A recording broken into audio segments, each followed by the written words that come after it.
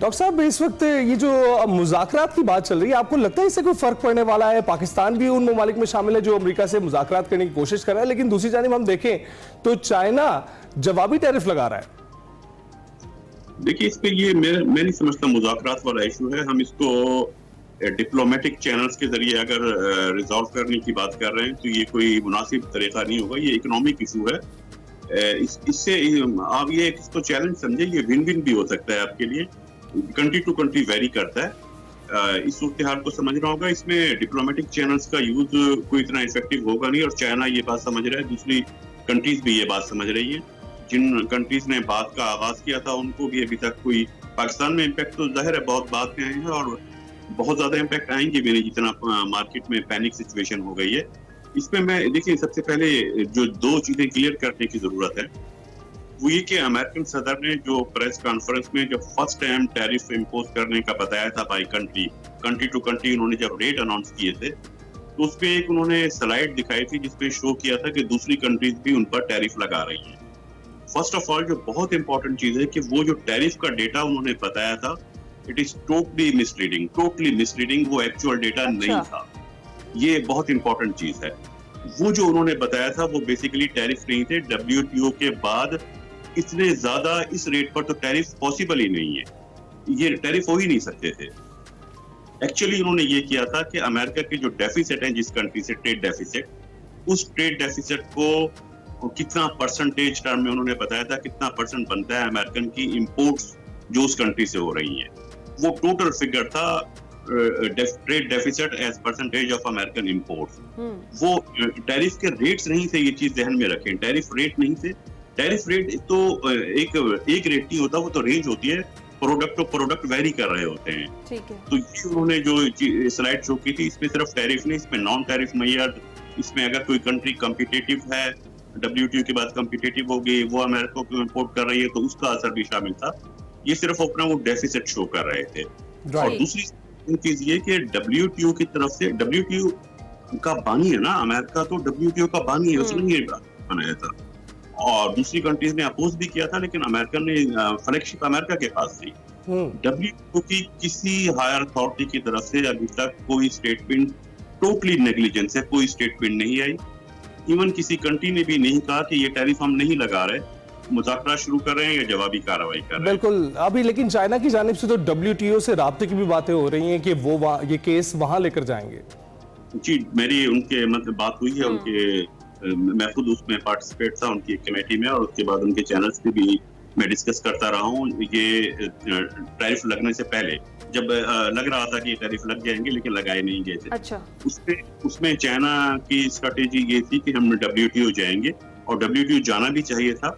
लेकिन मसला ये है कि WTO में चाइना जा रहे हैं, कनाडा ने भी ऐलान किया है, लेकिन WTO की तरफ से भी कोई ऑफिशियल स्टेटमेंट आनी चाहिए थी, क्योंकि ग्लोबल इशू है ना, पूरी दुनिया का मसला है, किसी एक कंट्री का मसला नहीं है। तो WTO जरूर कोई ना कोई ऑफिशियल स्टेटमेंट, कोई स्टांस लेना चाहिए था, सामने नहीं आया। तो डॉक्टर साहब, जिस तरह से अभी हम चाइना की बात कर रहे हैं और अभी WTO की तरफ देख रहा है, तो अगर जो चाइना है वो जवाबी टैरिफ वापस नहीं लेता, जिस तरह से सदर ट्रंप ने ऐलान किया है, तो मजीद टैरिफ लगाया जाएगा और इत्तलाक 9 अप्रैल से होगा, तो फिर उस सूरत हाल में कैसे देखते हैं सिचुएशन को आप? देखिए, मेरा ख्याल ये है कि चाइना से एक इकोनॉमिक वार है, स्ट्रेटेजिक और डिप्लोमेटिक उनके इश्यूज भी हैं, वो चल रहे हैं। चाइना मुज़ाकरात के बजाय वो कह रहे हैं मुज़ाकरात को तो हम सस्पेंड कर देंगे और जवाबी टैरिफ मजीद लगाएंगे। वो चाइना की जिस इंपोर्ट्स को रोकना चाह रहे हैं अपने यहाँ, उसको समझे ये पॉलिसी जो अब एक रिपब्लिकन की तरफ से आ रही है ना, ये तो रिपब्लिकन तो WTO के बानी समझे जाते थे। दूसरी चीज ये कि अमेरिकन इकोनॉमी को ट्रेड डेफिसिट होगा, ये आज का इशू नहीं है, ये 60-70 साल की पॉलिसीज हैं, और ये अमेरिकन पॉलिसीज का हिस्सा है। अमेरिका ने ट्रेड डेफिसिट खुद क्रिएट किया था, ये निक्सन की और कार्टर जो प्रेसिडेंट थे, प्रेसिडेंट कार्टर की बनाई हुई पॉलिसीज हैं, वो ये क्रिएट करते थे। इस क्रिएट का उनको बेनिफिट ये होता था कि उनके कैपिटल अकाउंट बढ़ते थे, पूरी दुनिया से इन्वेस्टमेंट अमेरिका की तरफ जाती थी, फ्लो होता था अमेरिका की तरफ, और अमेरिकन इकोनॉमी ग्रो करती थी। ये उनकी एक स्ट्रेटजी थी। लेकिन तो ये बताइएगा ये बताइएगा डॉक्टर साहब कि जब पूरी मार्केटों में, आलमी मार्केटों में मंदी चल रही थी, उस वक्त जो पाकिस्तानी जो स्टॉक मार्केट थी वो ग्रोथ में थी, ये कैसे मुमकिन हुआ? अभी भी मैं समझता हूँ पाकिस्तानी मार्केट जो है वो दोबारा बाउंस कर जाएगी, दोबारा अच्छा। पाएगी जी। उसमें देखिए जो कंट्रीज इफेक्ट होंगी, जो इस तरह जो जिनकी वो इंपोर्ट रोकना चाह रहे हैं, वो उन कंट्रीज की रोकना चाह रहे हैं जो अभी मैं आपसे डिस्कस कर रहा था। जिन कंट्रीज में अमेरिकन इन्वेस्टमेंट, बहुत बड़ी इन्वेस्टमेंट मौजूद है। एक्चुअली अमेरिका को खतरा क्या है? अमेरिका के लिए प्रॉब्लम ये बन गई थी कि अमेरिकन इन्वेस्टर्स ने WTO के बाद अमेरिकन इन्वेस्टमेंट को शिफ्ट किया था अमेरिका से दूसरी कंट्रीज में, जहां वो कम्पिटिटिव प्रोडक्शन कर सकते हैं, जिसमें चाइना है, इंडिया है। वहां चीजें बनती थी और वो चीजें वहां मैन्युफैक्चर होने के बाद अमेरिका को एक्सपोर्ट होती थी। अमेरिका ने उनपे बेसिकली उनको टारगेट किया है, उनपे टैरिफ लगाया है। पाकिस्तान में अमेरिकन की इतनी बड़ी इन्वेस्टमेंट एक तो मौजूद नहीं है। अच्छा। चीजें अगर मौजूद भी है इन्वेस्टमेंट, तो वो उन लग्जरी आइटम में नहीं है। हम कारें नहीं बना के भेज रहे हैं, हम लग्जरी आइटम नहीं भेज रहे हैं, हम कॉस्मेटिक्स नहीं बना रहे हैं, हम वो चीजें अमेरिका को नहीं भेज रहे हैं जहाँ वो मुतासिर हो रहे हो। हम टेक्सटाइल और फूड में आ रहे हैं ना, वो इतनी इफेक्टिव उनके लिए इशू नहीं है। हम अपनी लोकल इन्वेस्टमेंट से वो प्रोड्यूस कर रहे हैं। ठीक है। तो डॉक्टर साहब, अगर हम इसी तरह से देखें, अगर $10 तेल की कीमतें गिरें तो उसका तकरीबन पाकिस्तान को $2 अरब फायदा होता है। तो आप एक्सपोर्ट्स पर इम्पैक्ट ऐसा कैसे देखते हैं? और पाकिस्तान स्टॉक मार्केट को जिस तरह से अभी आपने कहा कि बाउंस बैक होता हुआ आप देख रहे हैं, क्योंकि अगर देखा जाए तो हमारी स्टॉक का ज्यादातर हिस्सा तो बैंकिंग सेक्टर और ऑयल कंपनीज पर ही है। बिल्कुल। वो पैनिक सिचुएशन थी। उस पैनिक सिचुएशन में मैं समझता हूँ पैनिक सिचुएशन की वजह से एक तो हुआ है, दूसरा एक चीज को हम इग्नोर नहीं कर सकते।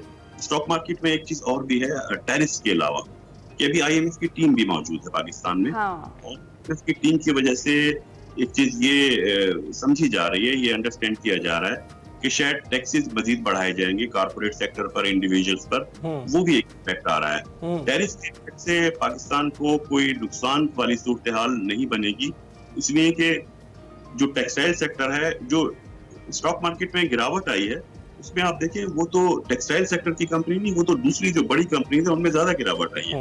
और सेक्टर तो अभी आप जैसे खुद बिल्कुल राइटली आपने मेंशन भी किया, ऑयल प्राइस, ऑयल के हम इम्पोर्टर हैं।